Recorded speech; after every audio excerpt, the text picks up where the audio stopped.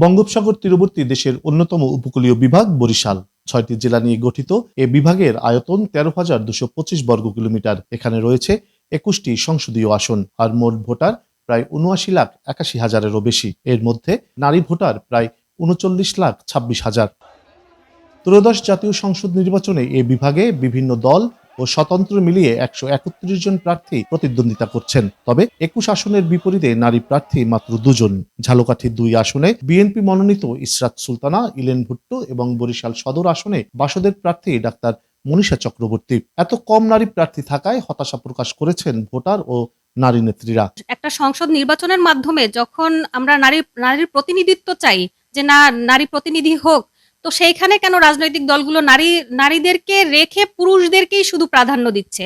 নারীরা যদি সংসদে না যায়, নির্বাচিত না হয়, তাহলে আমি মনে করি এই দেশের নারীদের উন্নয়ন সম্ভব না। গরিবের ডাক্তার হিসেবে পরিচিত ডাক্তার মনীষা চক্রবর্তী ৩৪তম বিসিএস এর স্বাস্থ্য ক্যাডারের চাকরি ছেড়ে রাজনীতিতে আসেন। অন্যদিকে ইশরাত সুলতানা, ইলেন ভুট্টো একজন সফল নারী উদ্যোক্তা। শক্তিশালী পুরুষ প্রতিদ্বন্দ্বীদের সঙ্গে লড়াই তাদের জন্য বড় চ্যালেঞ্জ হলেও নির্বাচনে জয়ের ব্যাপারে আশাবাদী তারা।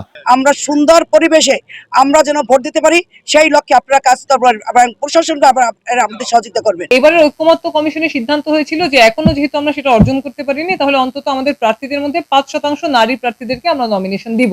কিন্তু সেইটাও আমরা দেখলাম যে দুটি দল একজনও নারী প্রার্থীকে নমিনেশন দেয়নি, এবং যারা দিয়েছে তাদের পার্সেন্টেজটাও কিন্তু খুবই কম। নারী নেত্রীরা বলছে, সংসদে নারীর প্রতিনিধিত্ব না বাড়লে দেশের অগ্রযাত্রা ব্যাহত হবে। এবার মাত্র ৩%, ৪% এবং অন্য কোনো রাজনৈতিক দলে একেবারে 0%।